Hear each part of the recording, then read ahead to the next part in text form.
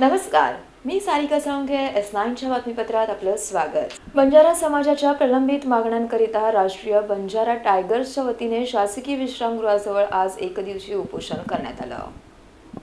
बंजारा समाजाच्या अनेक मागण्या प्रलंबित असून वेळोवेळी समाज संघटनेच्या वतीने मोर्चा तसेच आंदोलनं करून निवेदन देऊन शासनाच्या निदर्शनास आणून दिलेले आहे. शासनाने अद्याप याबाबत कोणतीही दखल घेतली नसल्याने राष्ट्रीय बंजारा टायगर्स या संघटनेच्या वतीने आज संपूर्ण महाराष्ट्रातील जिल्हाधिकारी कार्यालयाबाहेर एक दिवस लाक्षणिक उपोषण करण्यात आलं.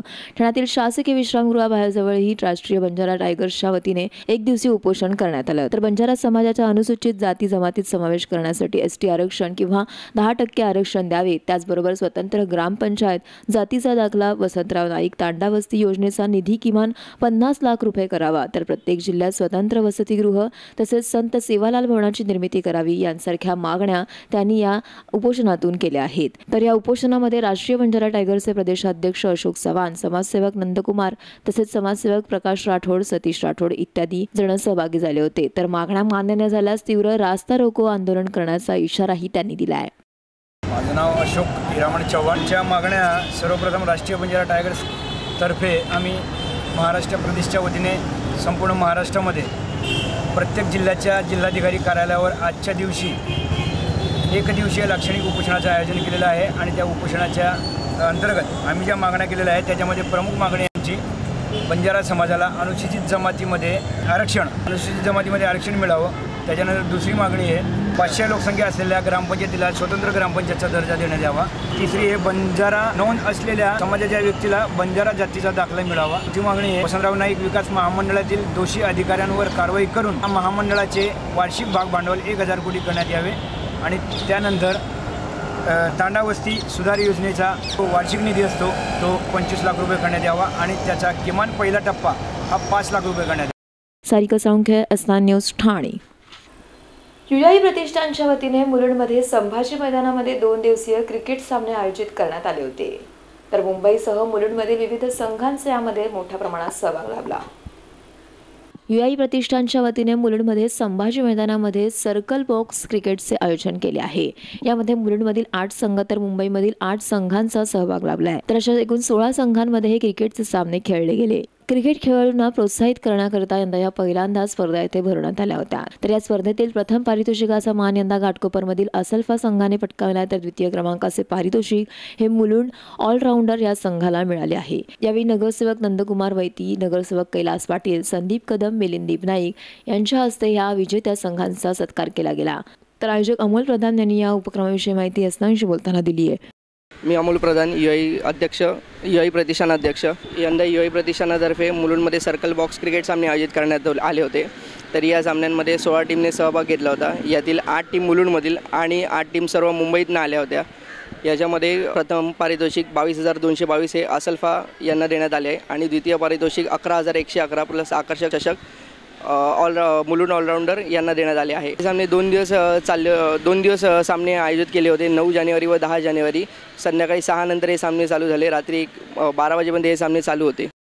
Yogesh Mohade, S9 news, Mumbai. मकर संक्रांतीच्या पार्श्वभूमीवर पूजेकरिता महिलांची सुगडांच्या खरेदीस सुरुवात. तर तिळाचे भाव यंदा 100 रुपयांनी कमी झालेत. मकर संक्रांत हा सण हिंदू संस्कृतीमध्ये उत्साहाने साजरा केला जातो. आपापसातील वैर विसरून गोडवा निर्माण करणारा असा हा सण आहे. या सणानिमित्त महिला मातीच्या सुगडांची पूजा करतात. तर पूजेकरिता लागणाऱ्या सुगडांची खरेदी सध्या महिलांनी सुरू केली आहे. लाल तसेच काळ्या रंगातील मातीची मडकी अर्थातच सुगड म्हणून प्रचलित असलेली सध्या कुंभाराकडे उपलब्ध झाली आहे. तर या सणाला तीळ आणि गुळाचे असे लाडू देखील तयार केले जातात. मकर संक्रांत हा गोडवा निर्माण करणारा असा सण असल्याने त्याच पार्श्वभूमीवर घरोघरी तिळाचे लाडू देखील केले जातात. तर यंदा तिळाच्या किमती या 100 रुपयांनी घटल्याची माहिती विक्रेत्यांनी दिली आहे. त्यामुळे तीळ आणि गुळ यांच्या किमती कमी झाल्याने महागाईची झळ नागरिकांना सोसावी लागत नसल्याने गृहिणींमध्ये आनंदाचे वातावरण सध्या निर्माण झाले. Sarika Salunkhe, S9 news, Thane. S9च्या बातमीपत्रात वेळ झाली अल्पशा विश्रांतीची. ठाणे महानगरपालिका हद्दीत घर घेताय का? मग ते अनधिकृत तर नाही ना याची खातर जमा करा.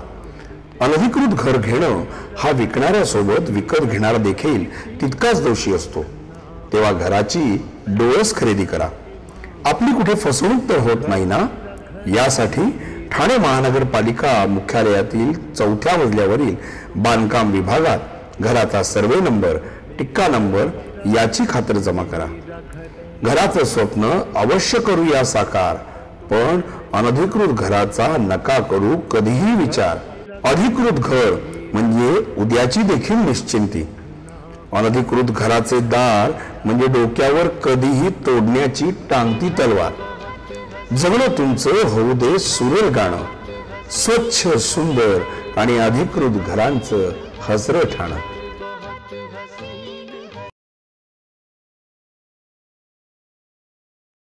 स्वप्नील जोशी, तरुण, सुपरहिट, विश्वासार्ह आणि सगळ्यात वेगानं वाढणारा brand. Ready ready ready.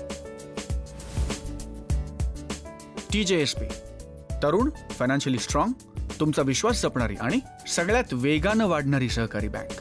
Brand म्हणजे स्वप्नील जोशी आणि बँक म्हणजे TJSP. Destination Thane, one of the most emerging cities on the planet.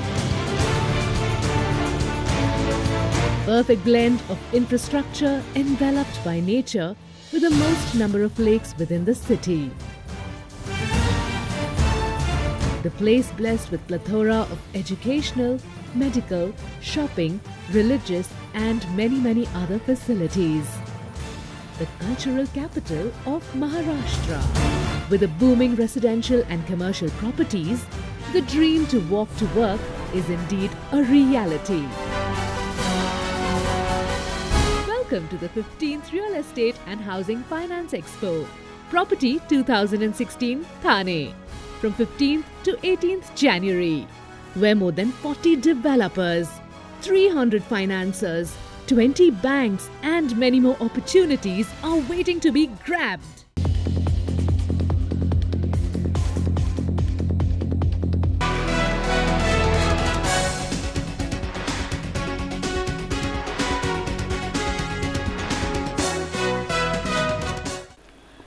S9च्या बातमीपत्रात आपलं स्वागत. संक्रांतीनिमित्त बाजारपेठेत विविध प्रकारचे आकर्षक असे पतंग दाखल झाले असून बाहुबली त्याचबरोबर कार्टून प्रिंटमधील पतंग हे विशेष आकर्षित ठरत आहेत. मकर संक्रांत म्हटलं की गुजरातसह मुंबईत पतंग उत्सव साजरा केला जातो. या सणापासून पतंग उडवण्यास सुरुवात होते. त्यामुळे बाजारपेठेत प्लास्टिक, मेटल, त्याचबरोबर कागदाचे आकर्षक असे पतंग उपलब्ध झाले. 10 ते 120 रुपयांपर्यंत या पतंगांच्या किमती असून आकर्षक रंगातील त्याचबरोबर आकारातील पतंग हे नक्कीच सगळ्यांना आकर्षित करतायत. मासा त्याचबरोबर पक्षी यांसारख्या विविध आकारातील पतंग येथे उपलब्ध झालेत. तर सजावटीकरिता लहान आकारातील पतंग आणि फिरकी देखील उपलब्ध आहेत. वेलकम 2016, मोदी सरकार, बाहुबली इत्यादी प्रकारची प्रिंट पतंगावर आहे. तर लहान मुलांसाठी कार्टूनमध्ये angry bird, Tom and Jerry, Dholakpur, Superman, Chhota Bheem, Barbie doll इत्यादी प्रकारची प्रिंट पतंगावर पाहावयास मिळाली. तर नायलॉन त्याचबरोबर प्लास्टिक पतंगापेक्षा कागदी पतंगाला ग्राहकांची अधिक पसंती मिळत असल्याचं पतंग विक्रेत्यांनी सांगितलं. तसेच हे पतंग गुजरातहून येथे विक्रीसाठी दाखल झाले आहेत अशी माहिती पतंग विक्रेते गफ्फार मेनन यांनी दिली आहे. नायलॉन का बंद है, इसी मांझे हम लोग बेच रहे. नायलॉन में बैंड किया गया. इनकी साइज तो मेरी जितनी हाइट वाली है 200 रुपये की एक आती है. 200 लेके 10 रुपये, 10 पीस 50 रुपये के हम लोग बेचते हैं. तो इसके लिए क्या उसकी महंगाई क्यों है मालूम है कि उसकी जो ऐसे कमान बनाते ना वो 5 कमान टूटती है, जब भी 6ठी कमान लगती है. अच्छा. उसके वजह से उसका रेट महंगा है. ये एक कमान लगा सकते हैं, ये नहीं टूटती. छोटी की एकदम बारीक कमान रहती ना, ऐसा करता है ना कारीगर तो टूट जाती है. एक की जगह 5 कमान टूटती है, जब एक लगती है कमान. क्या मेटल, कागज और प्लास्टिक. अभी संक्रांति के अंदर मेटल और कागज का ज़्यादा चलता है. कागज की और मेटल पेपर बोलते हैं ना, शो के लिए भी लेके जाते हैं लोग, उड़ाने को भी. कार्टून में छोटा भीम पिछले साल आया था, वही है. Sarika Salunkhe, S9 news, Thane. नागपूरमध्ये मातंग समाजावर झालेल्या लाठीचार्जच्या निषेधार्थ मुलुंड तहसील कार्यालयावर आज मोर्चा काढण्यात आला. मातंग समाजावर पोलिसांनी नागपूरमध्ये अमानुषपणे लाठीचार्ज केला. तर या लाठीचार्जमध्ये अनेक मातंग समाजातील कार्यकर्त्यांवरती गंभीर स्वरूपाचे गुन्हे देखील दाखल करण्यात आले. तर ह्या संपूर्ण प्रकाराची न्यायालयीन चौकशी करून गंभीर जखमी झालेल्या व्यक्तीस मुख्यमंत्र्यांनी आर्थिक सहाय्य करावे, मातंग समाजातील कार्यकर्त्यांवर झालेले गुन्हे रद्द करावे अशी मागणी अखिल भारतीय मातंग संघ भारतीय बहुजन आघाडीने केली आहे. मुलुंड तहसील कार्यालयाबाहेर आज निदर्शनं देखील या संघाच्या वतीने करण्यात आली. तर आंदोलनादरम्यान काही मागण्याही या ठिकाणी मांडल्या गेल्यात. ज्येष्ठ नागरिकांना ओळखपत्र देणे, त्याचबरोबर जातीचा तसेच उत्पन्नाचा दाखलाही त्यांना उपलब्ध करून द्यावा अशी मागणी या निदर्शनादरम्यान प्रामुख्याने करण्यात आली आहे. मैं बाबासाहेब गोपले, अध्यक्ष अखिल भारतीय मातंग संघ भारतीय बहुजन आघाडी, माजी राज्यमंत्री. 18 डिसेंबरला नागपूरच्या हिवाळी अधिवेशनावर मातंग समाजावर अमानुषपणे अशा प्रकारचा पोलीस व कर्मचाऱ्याने जो लाठीमार केला त्याचा निषेध आम्ही महाराष्ट्रात करत आहोत. मुख्यमंत्री अर्थसहाय्य निधीतून गंभीर जखमींना 5 लाख, किरकोळ जखमीला 3 लाख रुपये देण्यात यावं व ज्या पोलिसांनी अधिकाऱ्याने लाठीमार केला त्याची न्यायालयीन चौकशी करण्यात यावी. खोटे गुन्हे दाखल केलेले ती रद्द करण्यात यावी. विविध मागण्या घेऊन आज आम्ही या ठिकाणी मुलुंडच्या तहसील कार्यालयासमोर निदर्शने करीत आहोत. ही पूर्वतयारी म्हणून मुंबईला 20 जानेवारीला राज्यव्यापी मातंग समाजाच्या मोर्चाचं आयोजन केलेलं आहे. 5 लाख लोक त्या मोर्चामध्ये सामील होणार आहे. महाराष्ट्राच्या कानाकोपऱ्यातून आम्ही 10,000 किलोमीटर फिरलो आणि ह्याची पूर्वतयारी म्हणून 20 जानेवारीला भव्य आणि प्रचंड मोर्चा आम्ही आयोजित केलेला आहे. हा मोर्चा आमचे मातंग समाजाचे जे बांधव आहेत, जे आपल्या हक्कासाठी 8% आरक्षण मागण्यासाठी ज्यांनी लाखोच्या संख्येने नागपूर अधिवेशन यावेळी मोर्चा काढला होता, ते रोखण्याचं काम बीजेपी सरकारनं केलंय. आणि आमच्या हक्काचं जे दलित बांधवांना डॉक्टर बाबासाहेब आंबेडकरांनी ज्यांनी हक्काचं हे दिले 8% आरक्षण मागासाठी जे गेले होते त्यांच्यावरती त्यांनी लाठीचार्ज केला. कुठंतरी दलित बांधवांना दाबण्याचं काम हे बीजेपी सरकार करत आहे. आणि आमच्या बऱ्याच महिलांना तिथे लाठीचार्ज केला. बरेच लोक आमच्या हॉस्पिटलमध्ये ॲडमिट आहेत. म्हणजे हे सरकार दलित विरोधी सरकार आहे. म्हणून आम्ही माननीय गोपले साहेब, माजी राज्यमंत्री कुसुमताई आणि मातंग समाजातील सर्व बंदी आणि भगिनींनो यांच्या वतीनं बीजेपी शिवसेना यांच्या विरोधात आम्ही मुलुंड तहसीलदार कार्यालयावती यांच्या विरोधात मोर्चा आम्ही इथे घेऊन आलेलो आहे. हा मोर्चा पूर्ण मुंबईतील पूर्ण मातंग समाज बांधव आमचा आलेला आहे. ह्या मागण्या पूर्ण नाही झाल्या तर आमचे गोपले साहेब आहेत, गोपले साहेब या विषयावरती तुम्हाला बोलतील. म्हणजे पुढचं काय आमचे राज्यमंत्री आहेत, आमचे समाजाचे नेते गोपले साहेब आहेत. Yogesh Muwawde, S9 news, Mumbai. S9च्या बातमीपत्राला इथेच थांबू. तोपर्यंत नमस्कार.